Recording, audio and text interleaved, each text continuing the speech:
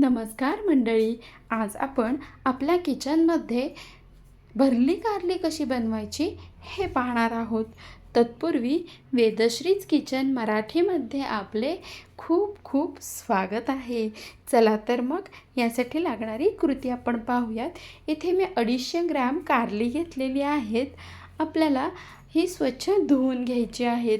तर आता इथे आपण स्वच्छ धुवून घेतलेली आहेत. आता ही कशी कट करायची हे आपण पाहणार आहोत.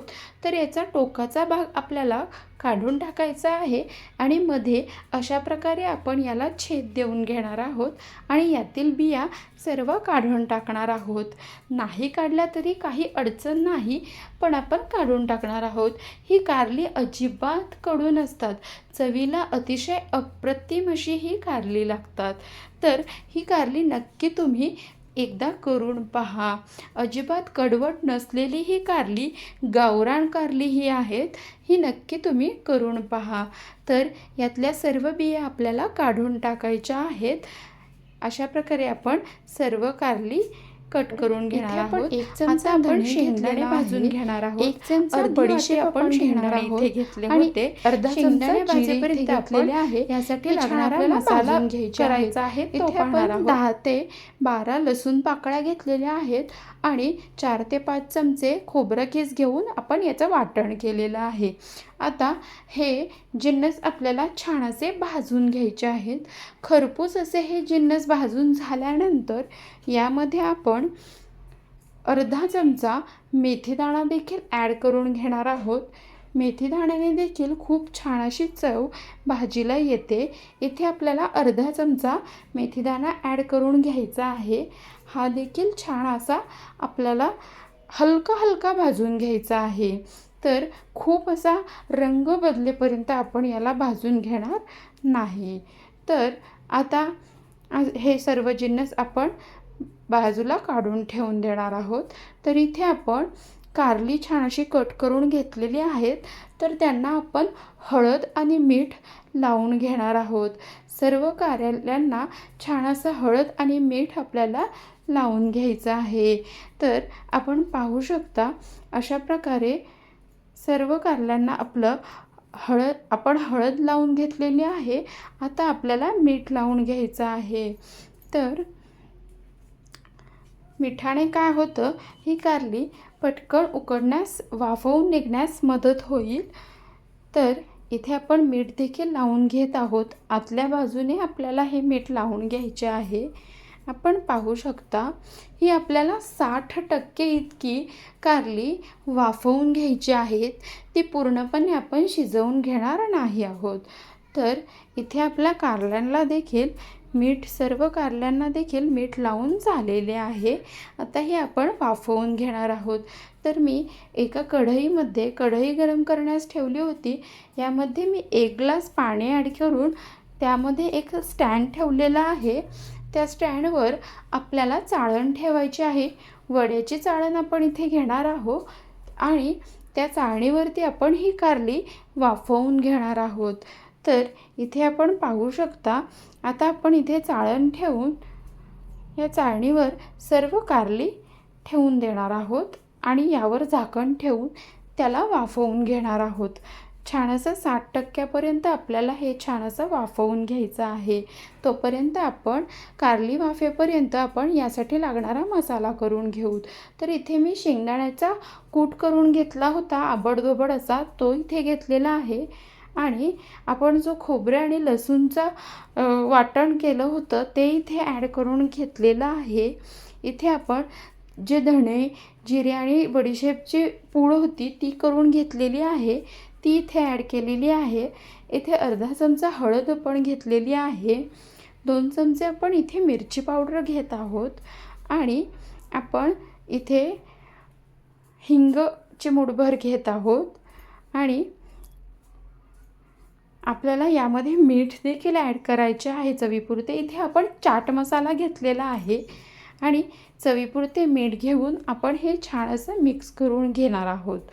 तर हे छान आपलं मिक्स करून झालेलं आहे. तर आपण पाहू शकता सर्व मसाले आपल्याला एकत्रित करून घ्यायचे आहेत. छान असं मिक्स झालेलं आहे. आता यामध्ये आपण तळलेला कांदा ॲड करून घेत आहोत. तर आपण पाहू शकता अशा प्रकारे तळलेला कांदा आपल्याला यात ॲड करून घ्यायचा आहे. तर इथे तळलेला कांदा छान असा ॲड करून घेतलेला आहे आपण. तर हा ॲड झाल्यानंतर यामध्ये आपण 4 चमचे चिंचेचं पाणी देखील ॲड करून घेणार आहोत. छान असा हा तळलेला कांदा पूर्णपणे या मसाल्यामध्ये आपल्याला एकजीव करून घ्यायचा आहे. इथे आपण 4 चमचे बाइंडिंगसाठी 4 चमचे चिंचेचं पाणी ॲड करून घेतलेलं आहे. हे पुन्हा असं एकजीव करून घ्यायचं आहे आपल्याला. याने छान असं मसाल्याला बाइंडिंग येतं, जेणेकरून आपला मसाला कारल्यातून बाहेर येणार नाही. याकरता यामध्ये आपण चिंचेचं पाणी ॲड करून घेतलेलं आहे. आपले कारली 60% इतकी छान शिजून तयार झालेली आहेत, वाफवून झालेली आहेत. पाहू शकता आपण. आता हा मसाला आपल्याला कारल्यांमध्ये भरून घ्यायचा आहे. तर अशा प्रकारे आपण हा सर्व मसाला या कारल्यांमध्ये भरून घेत आहोत. तर पाहू शकता आपण. आणि छान अशी ही कारली भरून त्याला असं प्रेस करून घ्यायचं आहे, जेणेकरून आपल्या कारल्यातून मसाला बाहेर पडणार नाही. तर अशा प्रकारे आपण सर्व कारली भरून घेत आहोत. तर पाहू शकता आपण इथे. आता ही कारली आपण तव्यावरती छान अशी शॅलो फ्राय करून घेणार आहोत. तर इथे आपण 1 पळी तेल टाकून घेतलेलं आहे तव्यावर आणि यावर आपण कारली ॲड करून घेणार आहोत. तर इथे पाहू शकता आपण अजिबात हा मसाला बाहेर पडला जात नाही. इथे आपण पाहू शकता. आता पुन्हा 1 पळी तेल आपण यामध्ये ॲड करून घेत आहोत. तर आता याला छान असं झाकण ठेवून वाफवून देणार आहोत आपण. आता या वाफेवरती राहिलेले 40% आपल्याला शिजवून घ्यायचे आहेत. तर छान अशी वाफ याला बसलेली आहे. आता त्याला आपल्याला अलटी-पलटी करून घ्यायचं आहे. एक बाजू छान खरपूस भाजून झालेली आहे. आता दुसऱ्या बाजूने छान असं आपल्याला त्याला भाजून घ्यायचं आहे. तर पुन्हा आपण यावर झाकण ठेवून दिलं होतं. तर पाहू शकता कारल्याचा छान असा रंग बदललेला आहे. आपण बऱ्यापैकी सर्व बाजूंनी ही कारली छान अशी भाजून घेणार आहोत.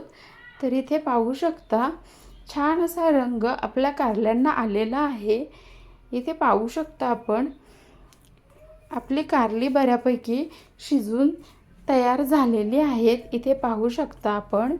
आता या कारल्यांमध्ये राहिलेला मसाला आपण ॲड करणार आहोत. तो देखील यामध्ये छान असा भाजला गेला पाहिजे.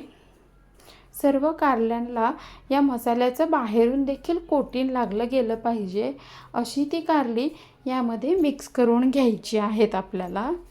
इथे पाहू शकता. यावर पुन्हा एकदा आपण झाकण ठेवून देणार आहोत, जेणेकरून हा मसाला देखील छान असा शिजला जाईल. आपली इथे कारली तयार झालेली आहेत. पाहू शकता छान अशी ही कारली शिजून तयार झालेली आहेत. खूप अप्रतिम अशी चव या कारल्यांना लागते. तर आपल्याला ही रेसिपी आवडली असेल तर नक्की लाईक करा, कमेंट करा, शेअर करायला विसरू नका. आणि वेदश्रीज किचनच्या रेसिपी आपल्याला आवडत असतील तर चॅनलला नक्की सबस्क्राईब करा. धन्यवाद.